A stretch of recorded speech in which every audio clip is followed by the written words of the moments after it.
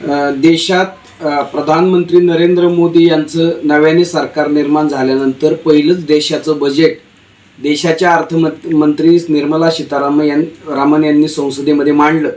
खरं तर हे सरकार स्थापन होत असताना बिहारचे मुख्यमंत्री नितीश कुमार आणि आंध्र प्रदेशचे माजी मुख्यमंत्री चंद्रबाबू नायडू यांच्या पाठिंब्यावरती हे सरकार स्थापन झालं।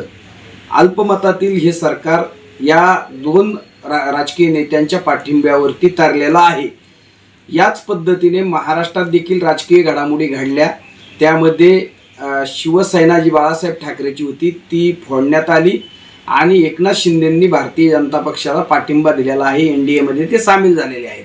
तसेच राष्ट्रवादी काँग्रेसचे नेते अजित पवार देखील स्वतःचा पक्ष फोडून ते देखील एनडीए मध्ये सामील झालेले आहेत। या बजेटमधनं बिहारचे मुख्यमंत्री नितीश कुमार आणि आंध्र प्रदेशचे चंद्रबाबू नायडू यांना ज्या पद्धतीने भरभरून या बजेटमधनं त्यांच्या राज्याच्या विकासाकरता निधी मिळाला, त्या तुलनेत महाराष्ट्राला मात्र नगण्य निधी त्या ठिकाणी देण्यात आला। अक्षरशः महाराष्ट्राच्या तोंडाला पानं पुसले असं म्हटलं तर वावगं ठरणार नाही, अशा पद्धतीचं बजेट या ठिकाणी झालेलं आहे। खरं तर या ठिकाणी शेतकरी संकटात आहे, कामगार संकटात आहे, युवक संकटात आहेत, महिला भगिनी संकटात आहेत। यांना दिलासा देण्यासाठी सरकारच्या वतीने जी ठोस काहीतरी कार्यक्रम द्यायला या बजेटमधनं द्यायला हवा होता तो दिला गेला नाही। या ठिकाणी प्रचंड महागाईचा आगडोंब उसळलेला आहे। सर्वसामान्य माणसाचं किचन बजेट ढासळलेलं आहे। विशेषतः महिला वर्गाला खूप याचा त्रास होत आहे आणि लाडकी बहिणासारखी योजना महाराष्ट्र राज्यामध्ये राबवल्या जातात। एका बाजूला 1500 रुपये महिलाला द्यायचं, मात्र महागाईच्या माध्यमातून 15,000 रुपये त्या बजेटमधनं काढून घ्यायचं।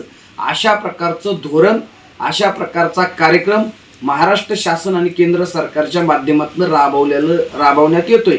या ठिकाणी आजच्या बजेटमधनं इथल्या बेरोजगारांना, इथल्या तरुणांना, इथल्या शेतकऱ्यांना, इथल्या महिलांना काही त्यांच्या पदरात पडलेलं नाही। इथला लघु उद्योजक असेल किंवा मोठा उद्योजक असेल यांना देखील दिलासादायक निर्णय झालेले नाहीत। आणि म्हणून हा जो काय आजचा आजचं बजेट आहे ते बजेट मोठा घर पोकळ वासा असंच म्हणावं लागेल। महाराष्ट्राच्या वाट्याला यातून काही मिळालेलं नाही। केवळ घोषणाबाजी करण्यामध्ये सरकार धन्यता मानते। मागच्याच योजना पुढे रेटण्याचा सरकारच्या माध्यमातून प्रयत्न केला जातोय। मात्र महाराष्ट्राला सापेक्ष वागणूक, खरं तर लोकसभेच्या निवडणुकीमध्ये दारुण अशा प्रकारचा पराभव भारतीय जनता पक्ष आणि नरेंद्र मोदी अमित शहांचा झालेला आहे। त्याचा सूड त्यांनी उगवलंय का काय, अशा प्रकारचं या ठिकाणी आजचं बजेट झालेलं आहे। आणि म्हणून आमचं असं म्हणणं आहे की त्याचा राग, त्याचा द्वेष, त्याचा सूड घेण्याकरताच महाराष्ट्राला अशा प्रकारे दुय्यम वागणूक देण्यात आलेली आहे।